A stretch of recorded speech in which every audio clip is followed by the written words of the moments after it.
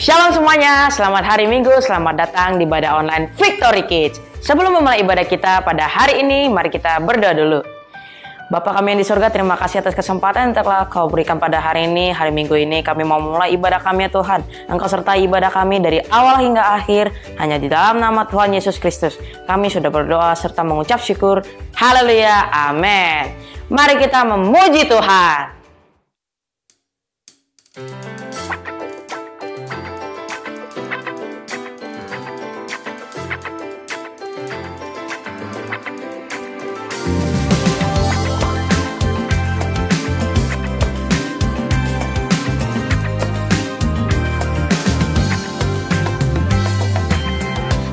Besar kasih setiamu selalu ada di setiap waktu. Engkaulah sumber perlindunganku. Tak ada gentar dalam hatiku, karena ku tahu Kau besertaku. Engkaulah sumber pengharapanku. Ku menari karenamu, karenamu. Kau ada dalam hidupku. Ku bersorak karenamu, Yesus di setiap waktu. Kau bersamaku.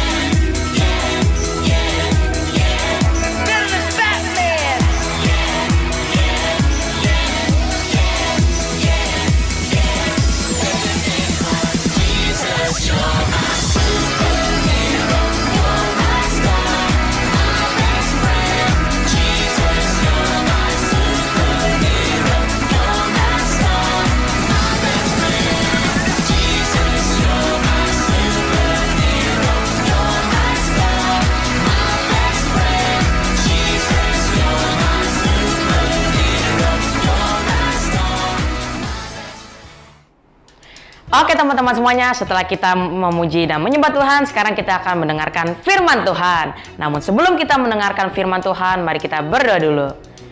Tuhan, sekarang kami sudah tiba saatnya mau mendengarkan kebenaran firman-Mu ya Tuhan. Biarlah firman-Mu meteraikan pada hidup kami ya Tuhan. Biarlah firman-Mu berarti dan menjadi berkat dalam hidup kami. Dalam nama Tuhan Yesus kami sudah berdoa dan mengucap syukur. Amin.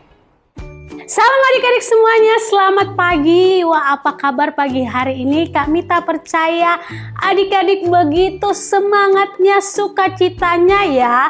Kak Mita melihat pagi hari ini dari sini, wah adik-adik sangat semangat, sangat sukacita dalam memuji Tuhan. Dan pastinya mendengarkan firman Tuhan, pastinya adik-adik juga sangat semangat ya. Kak Mita berharap adik-adik fokus pagi hari ini, sungguh-sungguh mendengarkan firman Tuhan. Dipakai matanya, dibuka hatinya, ya pikirannya juga dibuka, dan jangan lupa nih telinganya dipasang ya. Supaya apa? Supaya firman Tuhan yang kita dengar itu tertanam di hati dan pikiran kita. Nah, selama 1 bulan ini kita sudah sama-sama belajar nih, yaitu tentang perumpamaan.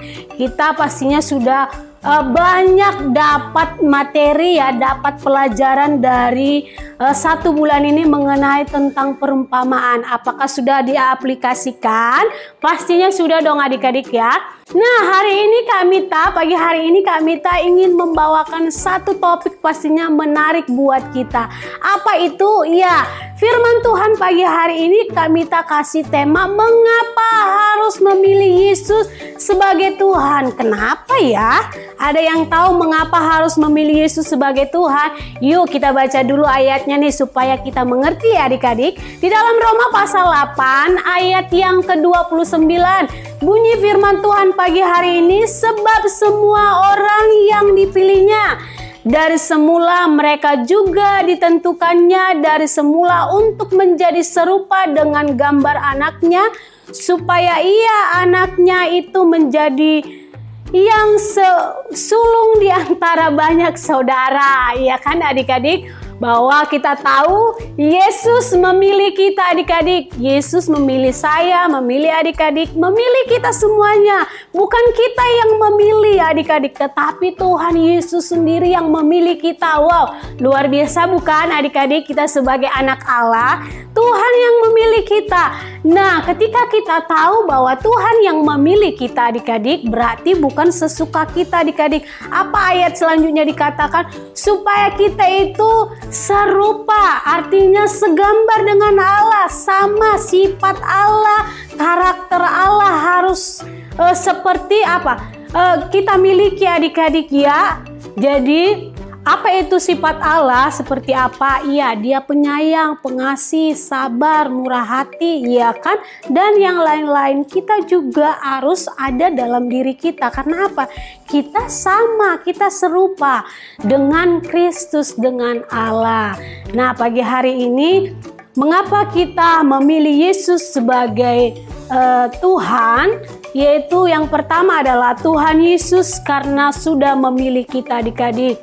Ya, Kak Mita percaya karena di dalam Yohanes pasal 3 ayat yang ke-16 firman Tuhan katakan, karena begitu besar kasih Allah akan dunia ini.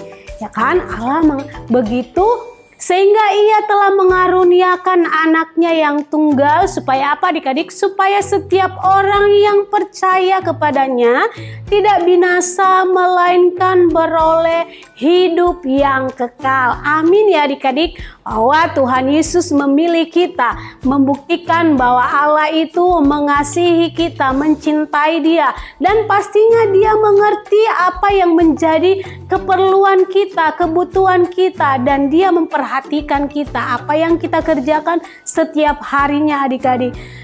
Kekuatan manusia itu terbatas, orang tua kita juga terbatas kemampuannya, guru kita juga terbatas, guru-guru Victory Kids dan teman-teman kita, sahabat kita, mereka belum tentu mengerti apa yang ada di hati dan pikiran kita.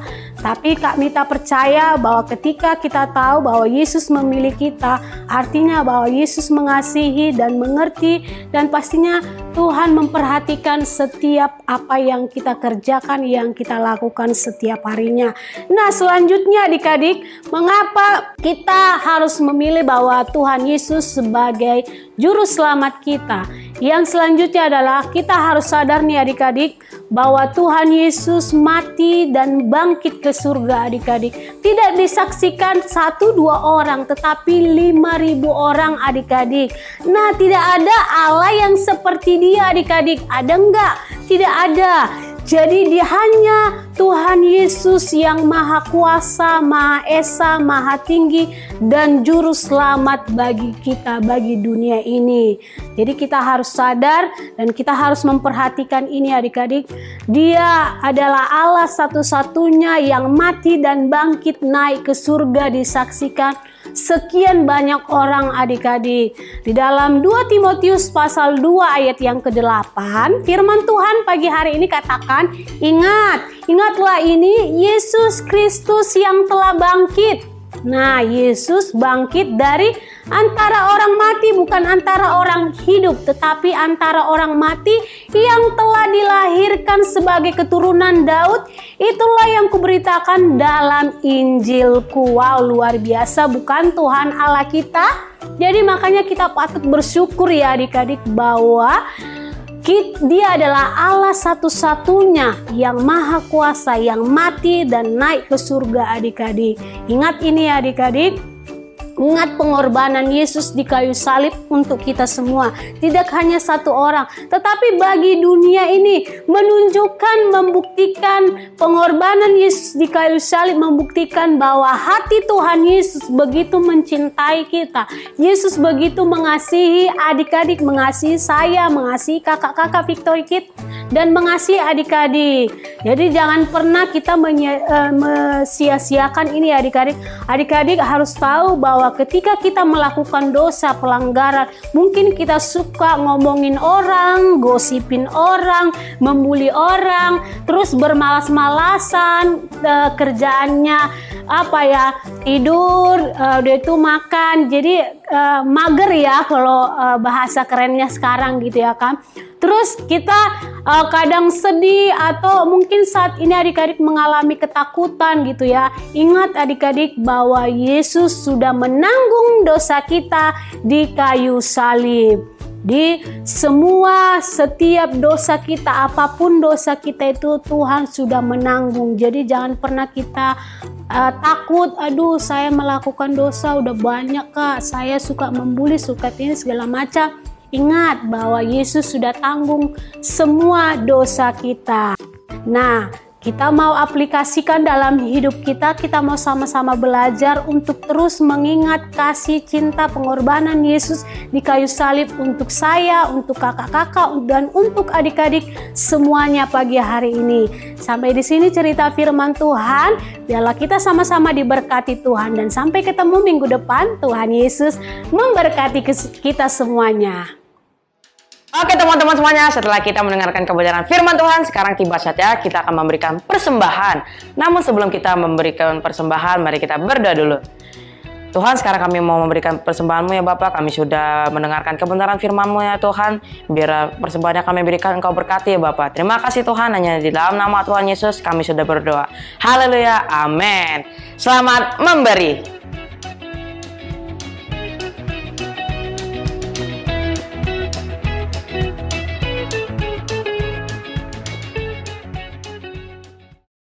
Oke adik-adik, kita sudah selesai memuji Tuhan, memberi persembahan, dan sudah mendengarkan firman Tuhan.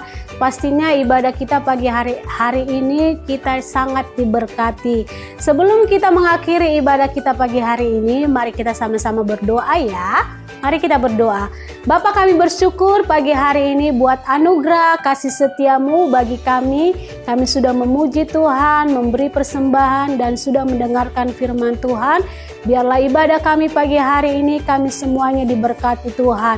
Biarlah kami boleh menjadi berkat dimanapun kami berada. Dan kami boleh juga Tuhan saling memberkati, baik di dalam keluarga kami Tuhan Yesus juga kami boleh jadi berkat. Kami juga berdoa buat keluarga kami, orang tua kami, papa mama kami, Engkau memberkati. Setiap pekerjaan usaha mereka Engkau memberkati. Dan juga guru-guru Victory Kids Engkau memberkati, berikan hikmat selalu, kekuatan, kesehatan, supaya mereka boleh juga mengajari kami, mendidik kami untuk lebih terus mengenal Kristus dalam hidup kami. Terima kasih Tuhan, dan kami akan akhiri ibadah kami dengan pengucapan syukur. Di dalam nama Tuhan Yesus kami sudah berdoa, haleluya, amin. Selamat hari Minggu, Tuhan Yesus memberkati.